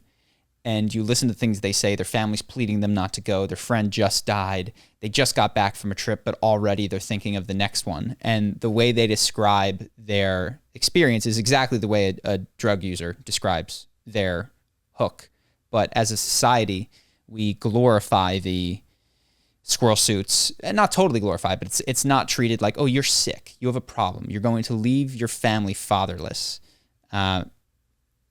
because you are addicted to adrenaline and you need ever increasing. It's the same thing. You need more and more intense things to get to do it. So you can't just squirrel suit. You have to fly close to the wall when you squirrel suit. Well, you can't just skydive because that's boring. You need a squirrel suit. Yeah, and now you got to do a trick when you squirrel suit, and you got to take the hardest route when you do it, and you just need ever increasing amounts until you overdose on adrenaline, and it makes you do something stupid, or just you have something goes wrong and you die.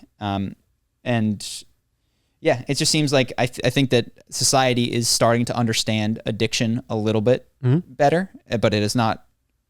Doesn't seem to have categorized those things, I think, where they belong, which is an endogenous drug addiction that has all the same effects and is not good for you. So, yep. Anything else? YouTube questions? Let's do YouTube. Cool. We've only got 2 this week. All right. People should start asking questions. And the first one isn't even really a question. I should preface this by saying that it was left by a guy who does not claim to be any kind of doctor, but his profile picture had a guy in a lab coat. So I was like, oh, maybe, I don't know. But it was in response to the vaccine discussion last week. So they said, first, I want to say I respect each individual's decision to receive the vaccine or not based on their own risk-benefit analysis, which accounts for their respective region's COVID prevalence and vaccination rates. I'm also sympathetic to the feeling that public health guidelines may feel overly aggressive and at times inconsistent. Secondly, the argument, as I understand it, for being vaccinated as opposed to relying on natural immunity is as follows. The Pfizer and soon after the Moderna mRNA vaccine phase 3 study cohort, which ended recruitment in November 2020, have demonstrated similar vaccine efficacy to date, which is 7 months later, though updates will continue to be published periodically. Furthermore, mRNA vaccines Pfizer and Moderna have also demonstrated induction of robust immunity against the virus variants that are still spreading in different parts of the world. See the Delta variant in India especially. In contrast, there have been a number of reports demonstrating COVID reinfection following a natural infection in less than a 7-month post-infection window, something I predict would increase as variants are selected for and increase in prevalence as time goes on. Finally, even if natural infection confers partial immunity, there's a theoretical risk that you could be asymptomatic or mildly symptomatic and continue to spread it, especially to older, sicker, or immunocompromised persons, something I would predict would happen less in vaccinated people. Yeah, so the question of which one confers more long-lasting robust. It very well may be the vaccine. I did hear errantly Brett Weinstein say on the Lex Friedman podcast, and this was if we speak to him again soon, this is a question that I have for him, that the way that the vaccines are made, I mean, here's what a couple buzzwords that he said. I don't pretend to understand this. That because the vaccines focus on a single spike protein, they have a more narrow window against the things that they cover as compared to natural immunity, which is, I'm not saying true, but is counter to what I'm hearing. And I just have to recognize that I'm totally in the dark with this. And the question that I'm asking myself with this vaccine stuff is not really about, it's much more about who do I trust when I come down to it. Because I go, I am so ignorant, and so is everyone else. Everyone who's pretending not to be ignorant because they listen to the news closely doesn't understand any of this stuff. Like at best, now maybe you're a scientist and you've read the papers and you can exempt yourself from what I'm saying if that is the case. But the people that I've interacted with, I don't know anything about this commenter, but in my own life, at best are repeating the words that they've heard said on the news authoritatively. And okay, that may well be true if you trust the news.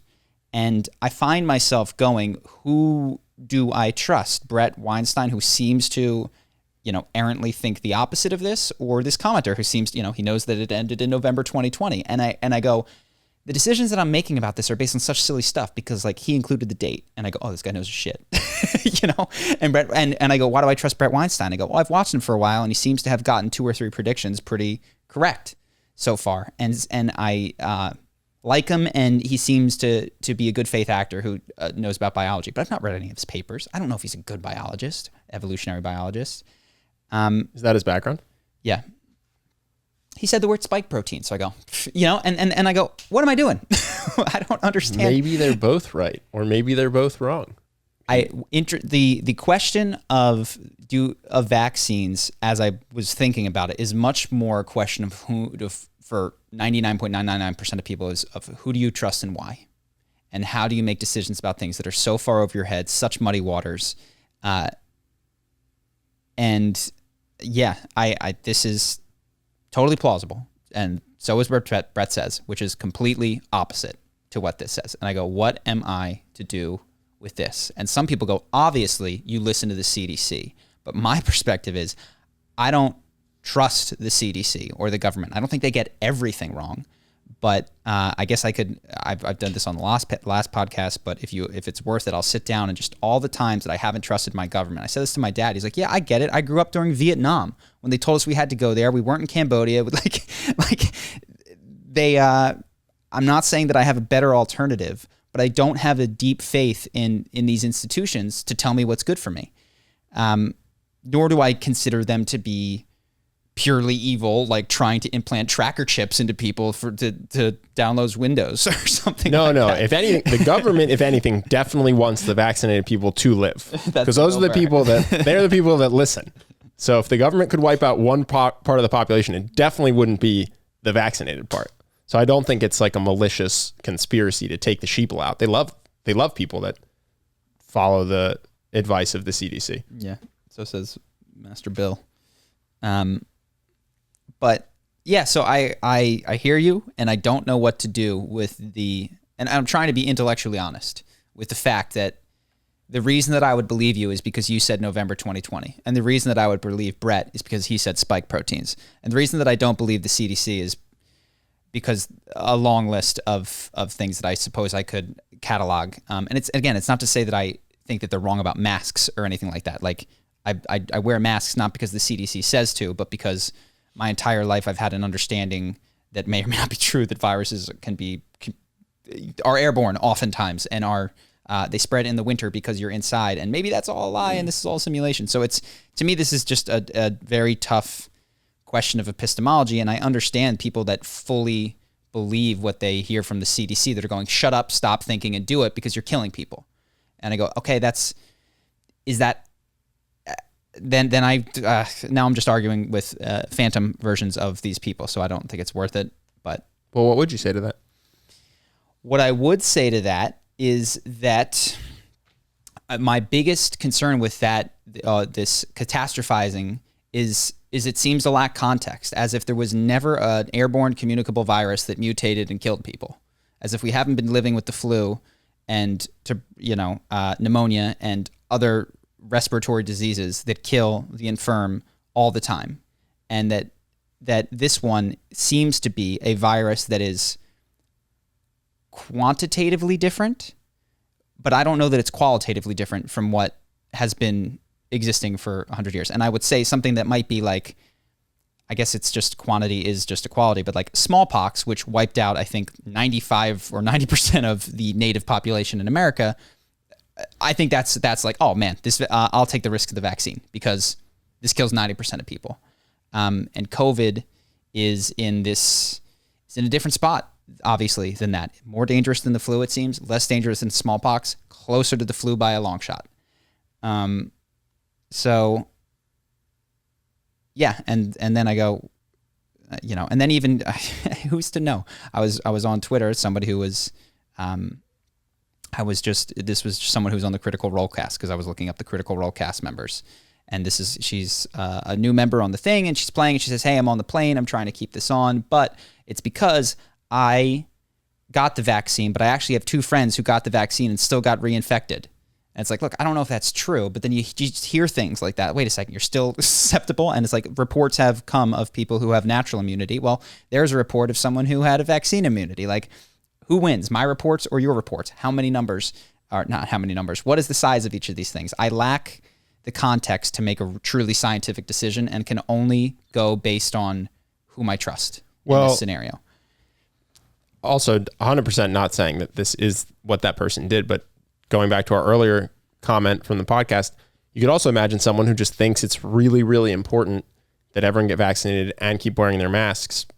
And so they come up with a story where their friend was vaccinated but still got it because it lets them spread the message. I don't know if that's true. So it might not be true. And I'm actually, just to be clear, I'm not saying this person is doing that. I'm just saying I am sure there are people making up stories on both sides to spread their what they think is best belief. Someone is spreading this story about someone getting really sick from the vaccine and it's not true. Someone's spreading a story about someone getting reinfected and dying and it's not true. People, this has become so important to people that I think they will lie to try to get the best action in their mind to happen.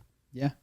And we do, the first person that I know is really sick, who I'll just give him a shout out because I'm pulling for him, Lucho of our Spanish channel, has been very sick with COVID in Argentina for a while. And so I hope, there's nothing I can do on this channel, but. I know someone who is adamant that their cousin was hospitalized with being very sick after getting the vaccine. Yeah. And I haven't said it because it might not be true. Yeah. It might be unrelated. Maybe they're hospitalized for something that had nothing to do with the vaccine. And I don't think that the vaccine is that dangerous. Mm-hmm. But it's just, in terms of anecdotes, this is the danger of what you believe is just based on what you see. It goes back to the protests, the BLM protests. Were they mostly peaceful or were they violent? Where were you standing when they happened?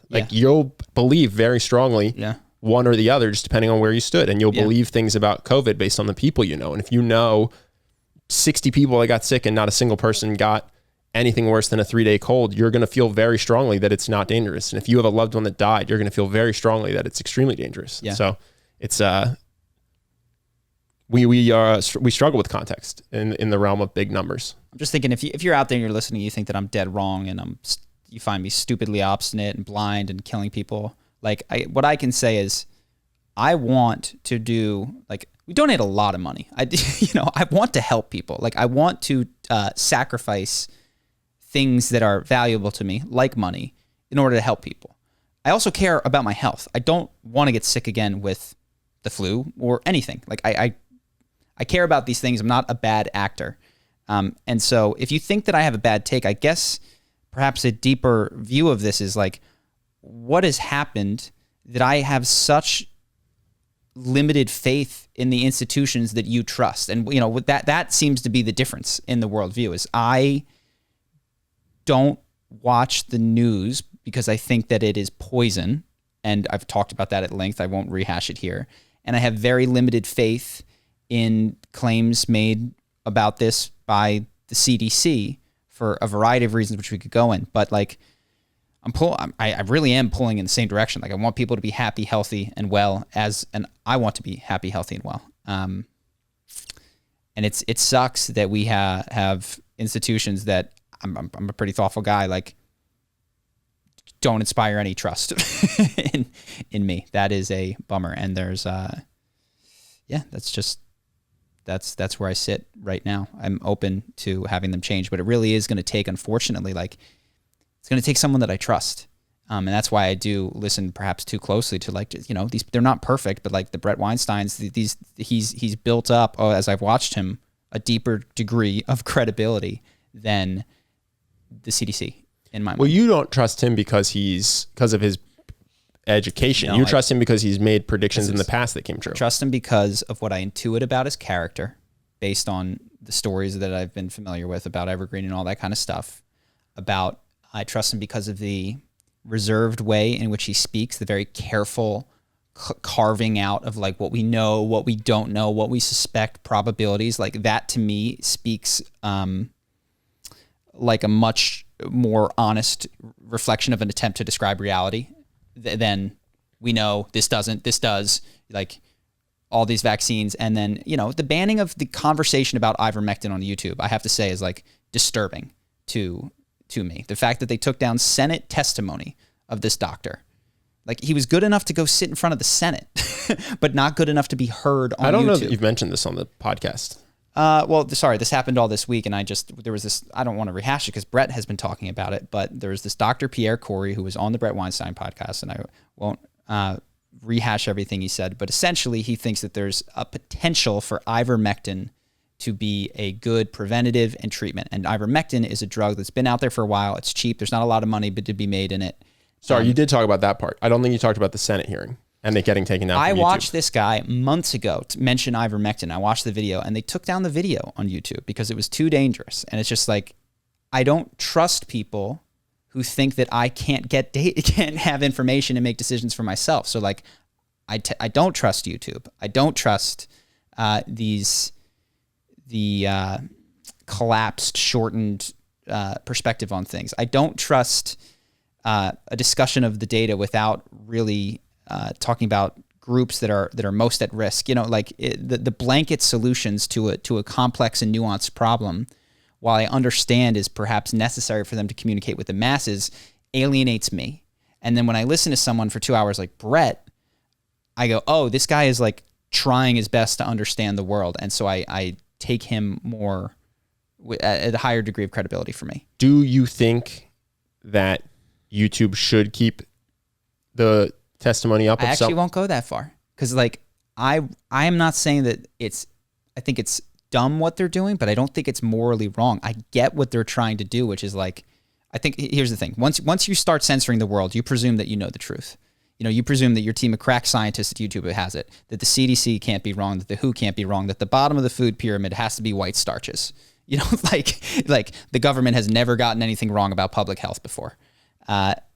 And that's ridiculous. Like that just shows that you don't understand the value. But maybe that's not what they think. Maybe they just think, look, it's more likely that they're going to be right than whatever the conclusion of the masses is watching the most persuasive speaker on YouTube. Because you can also imagine a time where free speech was, say, allowed in Germany in the 30s. And like, maybe it would have been really nice if someone just went and said, no, you can't talk, Adolf. Like, you're done. We've had enough of that.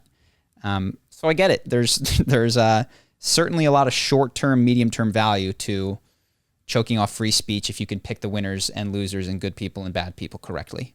So I don't deny that, but and they might not be doing the wrong thing, but it's a difficult topic. I don't know that I would be as active in censorship as they are.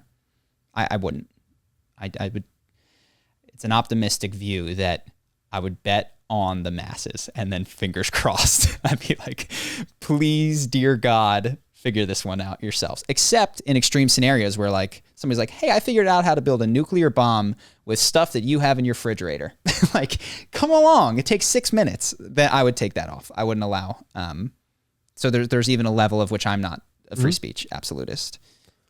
Yeah, it's also interesting, and I haven't thought about what I would do if I ran YouTube, but you could You imagine a video that says that 5G causes COVID, 10 million people watch it.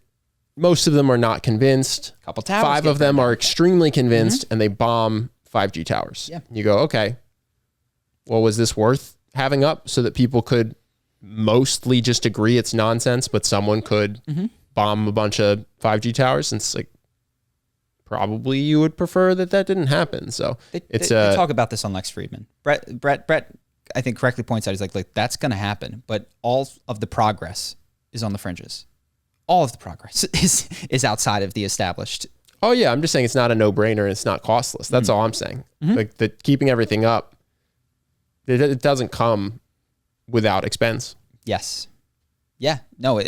What he says, I think you're right. There's a cost to free speech, and it is steep. He just estimates that the cost to limiting speech is even higher.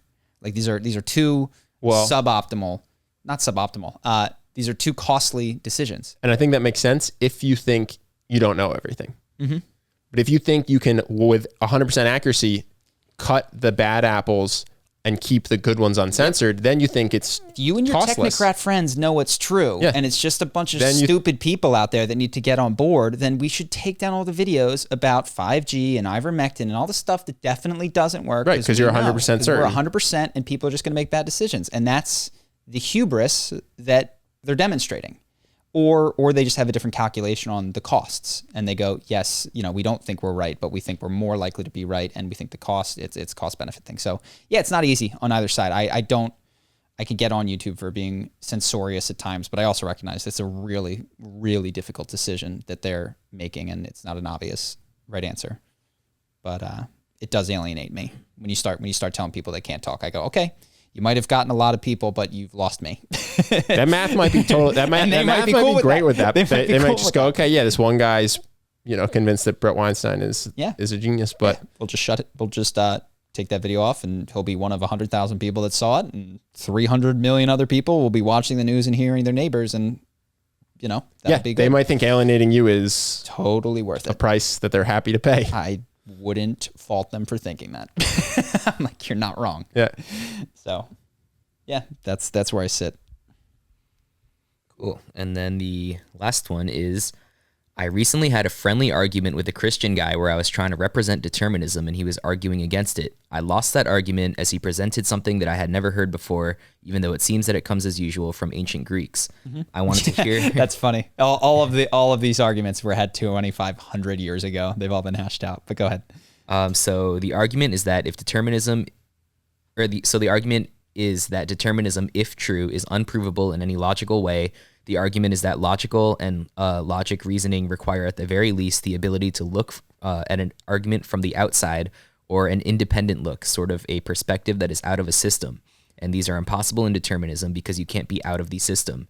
The deterministic universe includes everything and everyone. In determinism, all our opinions and thoughts are predetermined. Therefore, if there are, say, two options, A and B, of an opinion that one can hold, the opinion that one holds is solely based on what is predetermined. It can be either A or B independently of logic. There is no space for an independent look to decide if an opinion is logical or not, because the decision is already determined. This means that if determinism is true, all of our proofs or arguments are predetermined with their conclusions, and there can't be any independent investigation to find out the truth. The results are determined, whatever they are, independent from what is true.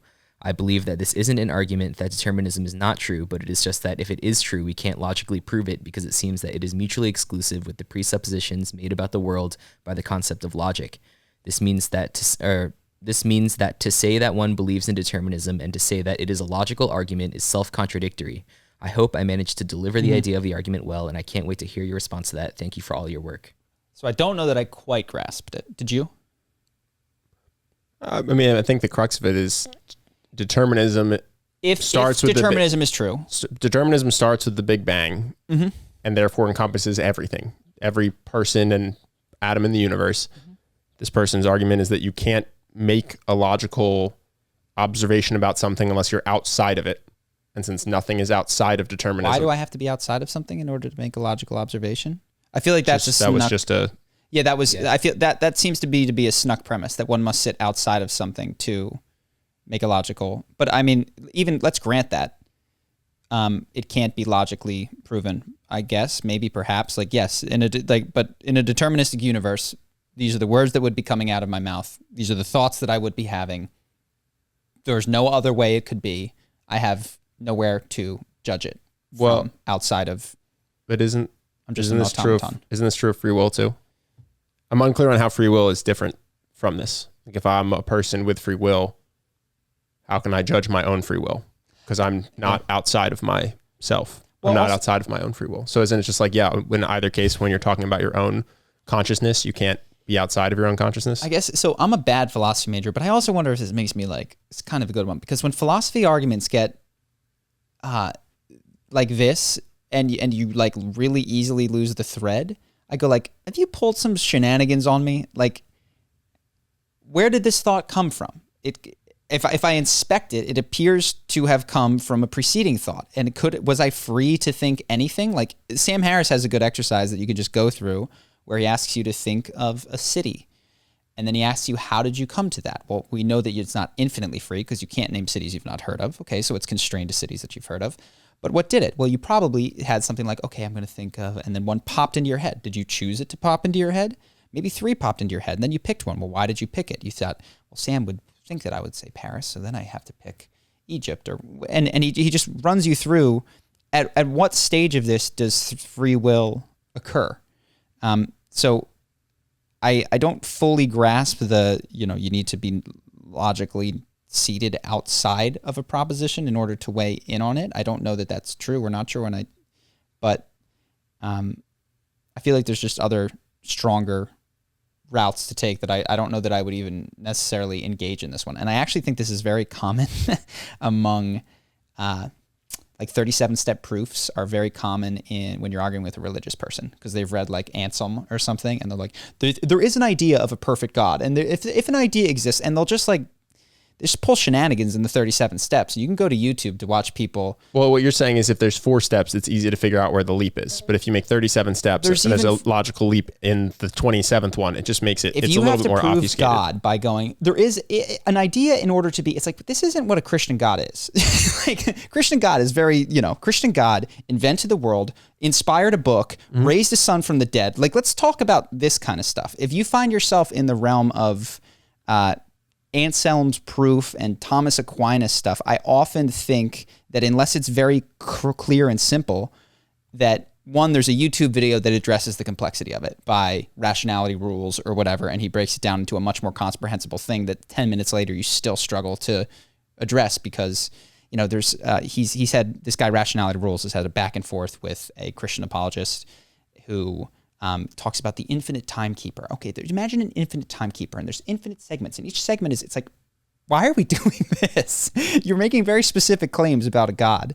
And I feel that same distraction from like the core holes in religious argument and the core holes in the free will argument is intended to confuse because it can't simply be argued for or clearly be argued for because it's a losing argument. Well, that's one thing I noticed. Not that it has to, but this didn't advocate anything about free will. And I do think a lot of the things put forward in that text, which I don't have in front of me, so I'm going off memory, I think could apply to quote unquote logically proving free will, which is almost to say this person's argument is that we can't know because of the way I've defined logic. Yeah, that logic. Okay, so if the way you've defined logic means that we can't know. The human construction of logic precludes the way that the universe works independently of like our Sure, but if that's the case, then you haven't... free will is no more likely because of this conversation. You're just saying that we can't make a final judgment because of the way you've defined logic having to be outside of the system. And maybe I'm not understanding correctly, but that was my impression from listening to this. I go, I just changed a couple words and this is a disproof of free will instead of a disproof of determinism. Yeah, and I freely admit I'm not actually engaging with the content of this argument because I don't understand it. Well, correct me if I'm wrong, but I think that was the main premise, right? Was you can't make a logical observation of a system from within a system from within it. That was the crux of this. Or particularly, I think it's saying that determinism kind of like collapses on itself because you can't make a logical proof of determinism if you're part of it, if that makes sense. If it's predetermined. Right. He's saying basically he's saying there's no why? He's saying there's no logic without free will, I think. Why? Because your logic is predetermined, and his definition of logic is that it can't be predetermined. Says who? Again, this is one of the things that I remember going my freshman year, and oftentimes freshman questions in philosophy are the most insightful. Sometimes they're totally stupid. But you sit down in logic, and they tell you, here's the rules. And the thing cannot be A and non-A at the same time in the same way. And everybody goes, okay. And I'm going, why? Says fucking who?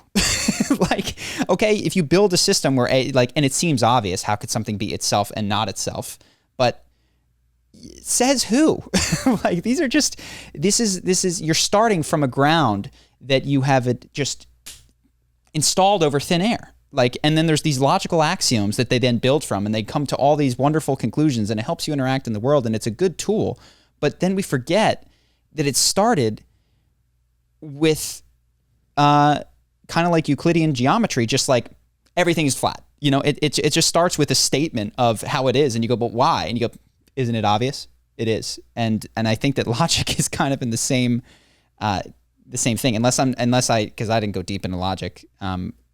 Those axioms just always kind of grinded my gears. And then you take a psychedelic and you see how things can be A and non-A in the same time, in the same way. And it's completely indescribable. And it's just like logic is... Or just like quantum physics, right? Like something can be a wave and a particle at the same time. Yeah, and who knows, or it could be it could be superimposed in two different places. Logic is, it's very useful. It's a tool. It's kind of a word game. You know, it's a word game for carving up categories of words based on a predetermined set of rules that have been installed at the bottom and don't reflect like the concreteness of reality. It's a game. It's a word game for manipulating categories that are imposed on the world that do not necessarily exist in the world. And this is kind of why I like Eastern. Logic is great, really cool. Use it. Eastern philosophy is more interesting because it confronts stuff that is not so easily parsed into language. You know, and you point at the moon, and then you do not look at the finger. You look at the moon, and you got these cones that are impossible to unravel with your logical speaking brain. So I've devolved, but... Well, no, I mean, it's also, I guess, it depends on perspective, but like this couch is simultaneously solid and not solid. Not in the same time, in the same way. So it's solid. So this is it's solid to Ben Altman, mm-hmm. but it is not solid to a neutrino. Right. So it is, you're actually just describing different parts of the elephant in a way. Like, oh, this is soft. You're grabbing the trunk, and the neutrino's grabbing a different part. So it still is, even in that perspective, singular, unitary, and then you just have these experiences on psychedelics that are beyond words, because I don't think there's any sort of language way to get around the A non-A thing, because that kind of is what language does. And I'm out of my depth here.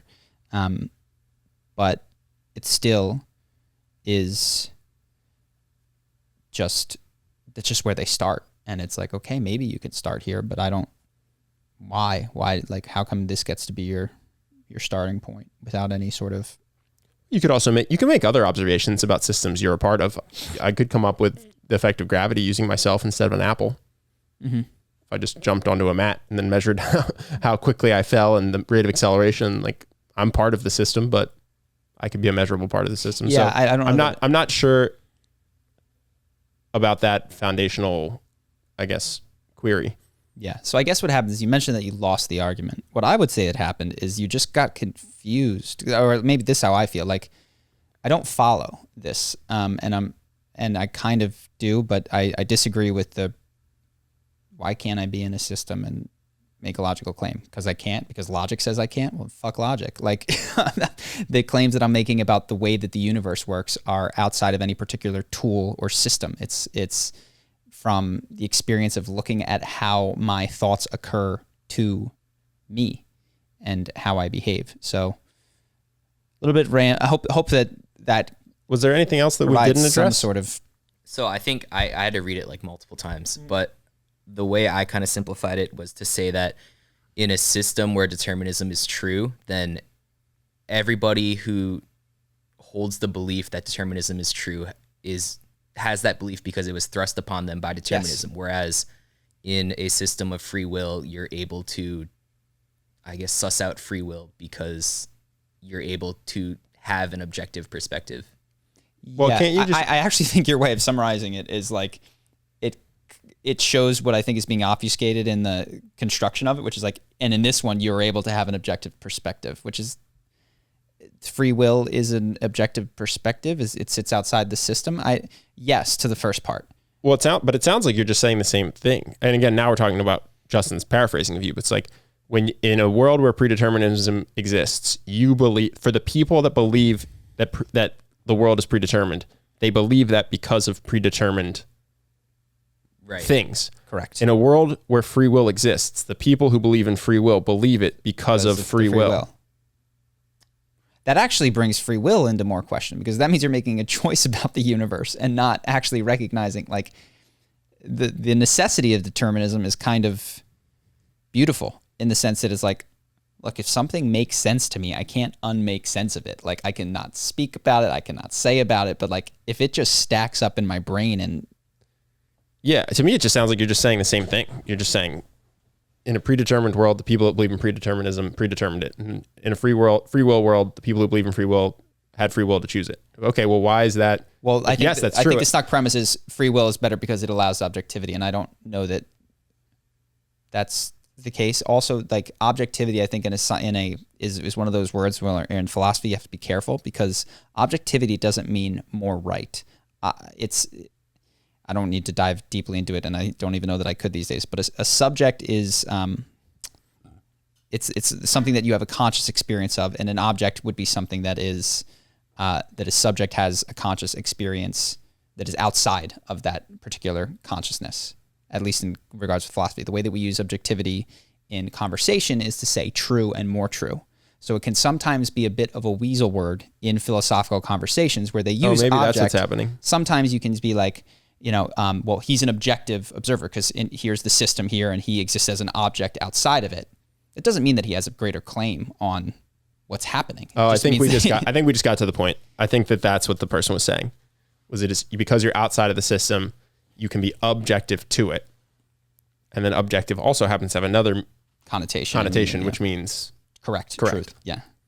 And that's actually not philosophically we really abuse the word objectivity in we talk about objective observers and all these kinds of things. Like people don't have I'd have to think more about it and read up on it, but objectivity is confusing and is just one of those words that is not used as it often is in philosophical texts. I'm definitely burning low on glucose. I feel myself getting dumber as we go. I need to eat breakfast. I'm like, I shouldn't be this slow. Do we have any more I think questions? that was the crux of it, though. He was just saying, you can't, the definition of objective, you can't be objective if you're inside the system. You have to be outside of it. And also objective means true. So therefore, truer to be outside of the system. Let's give me an easy one now. I think we nailed it. Maybe. That's the end, right? Now we're on to Patreon. Yep. All right, we're gonna hop on to Patreon. If you guys want to come, keeps the podcast going. We need you guys, so please consider hopping over to Patreon. We're gonna do a bunch more questions over there now, and hopefully my brain will kick back in. I'll let your brain kick back in while I go to the bathroom. Sounds good. All right, see the rest of you guys on Patreon. Peace.